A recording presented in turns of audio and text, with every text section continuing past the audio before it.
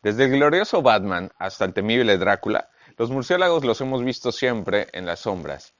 Esas criaturas aladas que chupan sangre por las noches y que nos atemorizan, y a los cuales les echamos la culpa de muchas enfermedades y entre ellas el actual COVID-19, pero en realidad son más allá de lo que es una enfermedad y son sumamente importantes para el ecosistema.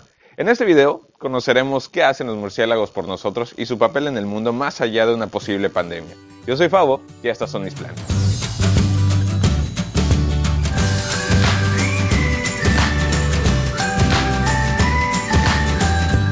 Desde que inició el tema del COVID-19, los ojos del mundo han mal visto a todos los murciélagos, ya sea por el temor que nos causan por su relación con los vampiros y la noche, etc., su forma de alimentarse o porque transmiten enfermedades. Pero realmente, ¿qué hacen los murciélagos más allá de chupar sangre de los niños inocentes por las noches? Los murciélagos son unos mamíferos del orden de los quirópteros, de los cuales sus brazos y sus manos se desarrollan como alas, y son los únicos mamíferos que son capaces de volar, por lo que les da una ventaja superior a otros mamíferos. En el mundo existen muchas especies de murciélagos y solo una mínima parte se alimenta de sangre. Los demás se alimentan de insectos y de frutas.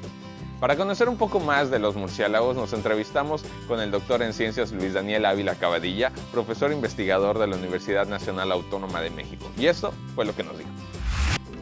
Ok, Luis Daniel. Bueno, entonces ya estamos hablando de murciélagos y ¿cuántas especies tenemos en México y en el mundo de murciélagos? ¿Y cuántas de ellas realmente pueden chupar sangre y nos pueden afectar a nosotros? Pues muchas gracias, Fabián, por la invitación, y te comento muy brevemente. Hoy en día están reportadas más de 1.400 especies de murciélagos a nivel global. En el caso de México en particular, estamos entre los 5 países que tienen mayor número de especies reportadas, oscilando aproximadamente las 140 especies. Y un dato muy interesante en torno a ello es de que todas las especies de murciélago, de todo ese universo de especies de murciélago descrito, solamente 3 especies están descritas como especies hematófagas, y una de ellas es la que más se asocia básicamente al daño por el ganado y que a veces puede tener interacción con las poblaciones humanas, sobre todo en ámbitos rurales, donde las casas y las condiciones en las que viven las personas pues no favorece tanto protegerse de el acercamiento de estas especies de murciélagos. Estoy hablando de Desmodus rotundus en particular. Ok, ¿esa especie la tenemos aquí en México? Sí, está en México. Es una especie que de manera natural sus poblaciones se presentan en baja abundancia, se alimenta de la sangre de mamíferos de mediano y gran tamaño, pero experimenta como un boom demográfico, un incremento en su abundancia, sobre todo en aquellos paisajes dedicados a la ganadería o la introducción del ganado, es decir, pues, aumenta la disponibilidad de alimentos para esas poblaciones y entonces por eso aumenta el número de individuos, ¿no? Pero es en gran medida en respuesta pues a la actividad humana, ¿no? Correcto. Oye, ¿y qué papel tienen los murciélagos? Porque sí les hemos tenido mucho temor desde que tengo memoria y desde el inicio de la humanidad, pero ¿qué papel fundamental tienen los murciélagos para con nosotros? ¿Por qué son importantes? Bueno, los murciélagos juegan un papel en los ecosistemas tremendamente importante. Creo que valdría la pena resaltar que es el segundo grupo de mamíferos más diversos del planeta. Básicamente, un quinto aproximadamente de todos los mamíferos pertenecen a este orden que agrupa a los murciélagos, que es el conocido como el orden Chiroptera, hace alusión a las manos en forma de alas que tienen la capacidad de volar. Y solamente es más diverso que este grupo el grupo de los roedores. No obstante, desde el punto de vista funcional pudiéramos decir que los murciélagos es uno de los grupos más diversos de mamíferos, ya que agrupa especies con capacidad de alimentarse del néctar de las flores, del polen, de frutos, de peces, de insectos, de sangre, de un espectro de alimentos muy variado, lo que hace a su vez que interaccione con una gran diversidad de los componentes de los ecosistemas, que sea utilizado por ese sentido como un indicador del estado de salud de ecosistemas, pero además que juegue roles psicológicos importantísimos. Por ejemplo, de alguna manera moldeando la estructura genética de las poblaciones de plantas a través de la polinización, de la dispersión de semillas, promoviendo la recuperación de los bosques, en el traslado de nutrientes. Imagínense millones de murciélagos alimentándose en ciertas zonas de insectos y después defecando en otras zonas del paisaje, pues eso implica pues la movilización de toneladas de nutrientes a veces en una noche. También tenemos que controlan las poblaciones de vertebrados e invertebrados. Muchos de estos invertebrados a veces son causantes de plagas o constituyen plagas para los campos de cultivo o transmiten enfermedades a las poblaciones humanas, y estamos hablando de que una colonia en sí mismo puede ser capaz de alimentarse en una noche de toneladas de insectos. Imaginémonos un mundo sin que estuviéramos removiendo cada una de las noches estas toneladas de insectos, ¿cómo sería para nosotros y para nuestros campos? Nos llegan a invadir los insectos. Pues básicamente juegan un rol extremadamente importante. Hay aproximadamente más de 500 especies de plantas, y aumentando la lista, que son dispersadas en el neotrópico en específico por murciélagos, más de 500 especies de plantas también que son polinizadas por murciélagos, y aumentando porque eso es lo que sabemos hasta el momento, pero se siguen descubriendo nuevos registros de especies de plantas que dependen en cierta medida de los murciélagos para su reproducción y dispersión, ¿no? Entonces son muy, muy, muy importantes para todo el ecosistema y toda la vida en general, ¿no? Y una pregunta de esas que todos tenemos en la mente: ¿nos pueden hacer daño los murciélagos? ¿Nos pueden atacar? ¿De verdad se acercan a comernos? Los murciélagos no son malignos instintivamente, y todas estas leyendas de la película de que atacan al cuello y que chupan sangre y que están asociados con malos augurios, pues estas cosas realmente devienen mucho de las películas o de la fama que se les ha ido dando, o de sus hábitos nocturnos, o de características que tienen este grupo de mamíferos en particular. Pero no, para nada hay una mala intención o una intencionalidad, ni nada por el estilo en el caso de los murciélagos. De hecho, es muchos los beneficios que nosotros, sin conocerlo, pues obtenemos de los murciélagos y de su papel en los ecosistemas, ¿no? Excelente. Oye, y bueno, tenemos la leyenda de que los murciélagos transmiten rabia, y actualmente lo que está sucediendo en el mundo entero con el COVID-19. ¿Es verdad que nos pueden transmitir enfermedades los murciélagos? Bueno, a veces la transmisión de enfermedades que pudiera ocurrir potencialmente, bueno, con el caso de la rabia es un hecho, pues depende más bien de varios factores, y muchos de ellos están asociados a por la actividad humana otra vez. De alguna manera yo creo que de manera creciente nos estamos ganando conciencia de que la salud humana es indisoluble de la salud de nuestros ecosistemas, y hay un nivel de interdependencia muy grande en estos términos. Correcto. Quisiera empezar un poquito, extenderme un poquito en esta pregunta en particular, por hablar cómo la transformación de los hábitats, por ejemplo, puede afectar el estado de salud de los murciélagos. Y cuando nosotros perturbamos nuestros paisajes para desarrollar cierto tipo de actividades, pues obviamente disminuye tanto la cantidad de recursos disponibles como la distribución en el espacio que tiene esos recursos. Claro. Esto como consecuencia puede tener desde una afectación en el estado fisiológico de los murciélagos, estrés, y como consecuencia pues un aumento en la prevalencia de los patógenos y la presencia de ciertas enfermedades, como también variaciones en la diversidad de las especies. Y se ha comprobado desde diferentes estudios que estas variaciones en la identidad y en la riqueza de las especies como consecuencia de la actividad humana muchas veces puede estar explicando pues un aumento también en la prevalencia de enfermedades en los sistemas. Entonces, para empezar, tenemos que como alteramos los sistemas puede aumentar pues la prevalencia de estos patógenos y enfermedades. La otra tiene que ver con cómo nosotros manipulamos a los murciélagos, o cómo manipulamos, diría yo, a la fauna de manera general, que sufre extracción desmedida sus poblaciones. Muchas veces la forma en que se manipulan no es la más adecuada.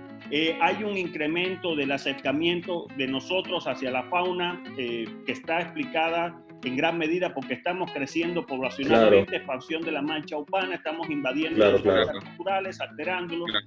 También hay tráfico de fauna de manera desmedida y un maltrato, incluso una mala manipulación que se hace en los mercados, en los wet markets, como se le conoce en el sudeste asiático, que trafican fauna, que están todas hacinadas y en un contacto estrecho con las poblaciones humanas, y todo ello favorece pues este spillover o salto o transmisión de patógenos que se puede dar desde las poblaciones de los murciélagos hacia otras poblaciones, incluyendo la nuestra. Ahora, dada la distancia filogenética o el grado de relación histórica que tenemos evolutiva con los murciélagos, es muy poco probable que muchas veces salte el patógeno directamente hacia el humano, por lo que en la mayoría de los casos se describe como un organismo que funciona como mediador.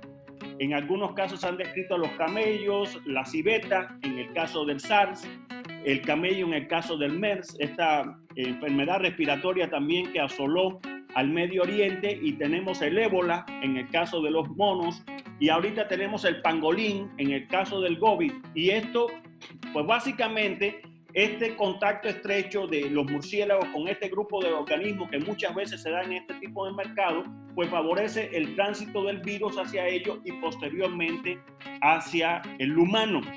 Que de otra manera, si no estuvieran dándose este tipo de condiciones, pues esa transferencia de virus pues se daría con mucha menos frecuencia de la que realmente ocurre, ¿no? Otra cosa importante para entender por qué cuando ocurre este tránsito de los virus, por ejemplo, en el caso particular de los murciélagos a los humanos, es tan letal o es realmente un problema de salud, aunque ocurre con muy poca frecuencia, tiene que ver con las diferencias que tenemos los sistemas inmunológicos de los murciélagos y el sistema inmune del humano. Sí, tenemos que recordar que los coronavirus llevan coevolucionando con los murciélagos desde hace millones de años, y ha habido un proceso de coadaptación entre este grupo de virus en particular y los murciélagos. En este sentido, pues tenemos que los murciélagos tienen ciertas características, como que llegan a manifestar unas altas temperaturas. Además, tienen una respuesta basal antiviral bastante alta, en muchos casos mediada por una expresión muy alta del interferón alfa. Y en otro sentido, que esta respuesta inflamatoria que caracteriza a muchas veces las defensas en el cuerpo humano, pues en el caso de los murciélagos es una respuesta mucho más, vamos a decirlo en términos coloquiales, mucho más tranquila. La expresión de las proteínas que desencadenan la respuesta inflamatoria es de una manera mucho más tranquila o menos la producción de estas proteínas. Lo que hace que muchas veces en los murciélagos los virus como consecuencia tienen una velocidad de propagación muy alta para poder sobrevenir a esta rapidez con que las células de los murciélagos son capaces de avisarse unas a otras que hay un ataque viral por la producción esta del interferón alfa, pero también al no desarrollar una respuesta inflamatoria, de alguna manera, por así decirlo, los murciélagos la apuestan más a la tolerancia del virus. Es decir, su organismo no tiene una reacción tan fuerte sobre el virus prevalece en el cuerpo durante mucho tiempo, pero se causa poco daño en el organismo. En el caso de los humanos en particular, nosotros, y en gran medida los problemas de salud que se están experimentando, es debido a una respuesta inflamatoria muy fuerte, porque nuestro sistema inmune funciona de manera diferente al de los murciélagos y de hecho no está adaptado a estos virus que vienen de los murciélagos. Y precisamente esa sepsis o ese mal funcionamiento de los órganos que sucede como consecuencia de la respuesta inflamatoria de nuestro organismo es lo que muchas veces termina causando la muerte en el humano. Entonces, de alguna manera, esas diferencias en cómo funcionan el sistema inmune de los murciélagos y de los humanos, y del hecho de que esos virus llevan millones de años coevolucionando o en una especie de carrera armamentista con los murciélagos, al saltar hacia los humanos, que tenemos una manera muy diferente de responder y que no somos eficientes en poder lidiar con ese tipo de virus, se manifiesta más rápido, coevolucionado, pues termina ocasionando pues esa alta letalidad que observamos, ¿no? De acuerdo. Oye, pues súper interesante todo lo que estás diciendo, y más ahora que estamos viviendo una pandemia y que todos los ojos están apuntando hacia los murciélagos. De entrada ya vimos qué es lo importante y cuál es el papel funcional que tienen los murciélagos en nuestros ecosistemas y cómo nos ayudan. Y te agradezco mucho el tiempo, Luis Daniel. De verdad, a pesar de que estamos en estas condiciones a distancia, podemos tener tecnología que nos permitan tener este tipo de entrevistas. De verdad, muchísimas gracias por tu tiempo tiempo y por darme esos conocimientos, y a todos los que nos van a ver en este video y que nos están viendo, para saber un poquito más acerca de los murciélagos y no solo lo que vemos en los medios amarillistas, ¿no? Muchísimas gracias, Luis Daniel. ¿Algo más que quieras comentar? No, pues básicamente y más allá que trasciende de los murciélagos, yo creo que una de las maneras más importantes de abordar esta problemática es con la educación. Creo que cada vez nos está demostrando más que la población de manera general necesita bases científicas básicas, valga la redundancia, desde nuestra formación para poder entender, pues básicamente estos procesos tan complejos que suceden en la naturaleza, y además de ganar en conciencia de cómo la transformación que nosotros hacemos a nuestros ecosistemas, pues finalmente se puede revertir en detrimento de nuestra propia existencia, ¿no? Correcto, perfecto. Pues muchísimas gracias, Luis Daniel. En estos días que estamos viviendo una pandemia y nos encontramos frente a diferentes teorías del posible origen del virus, y una de ellas apunta a los murciélagos. Recientes afirmaciones de Andrew Cunningham, profesor de epidemiología de la vida silvestre de la Sociedad Zoológica de Londres, asegura que el murciélago podría ser la posible causa de la transmisión del virus.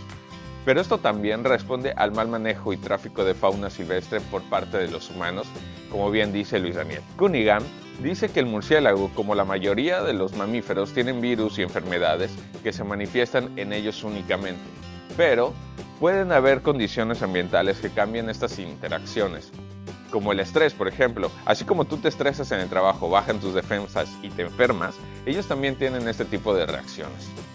Se ha dicho que el estrés de la destrucción del hábitat de estos y otros animales ha causado estragos en el mundo de los humanos, y como prueba el COVID-19. Si bien el origen es solo una teoría, hasta ahora, el hecho de que se propague una enfermedad zoonótica significa que nosotros los humanos estamos haciendo algo verdaderamente mal.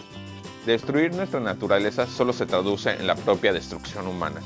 Tal vez esta pandemia nos sirva para darnos cuenta que no somos ajenos al ambiente y que diario tenemos que cuidarlo, porque cuidar el ambiente significa cuidarnos a nosotros mismos. Por cierto, sin estos pequeños animalitos, nosotros no tendríamos ni el tequila ni el mezcal, así que salud por ellos. Recuerda que si te gustó este video, dale like, comparte y deja tus comentarios en la parte de abajo. Yo soy Fabo y estas son mis plantas.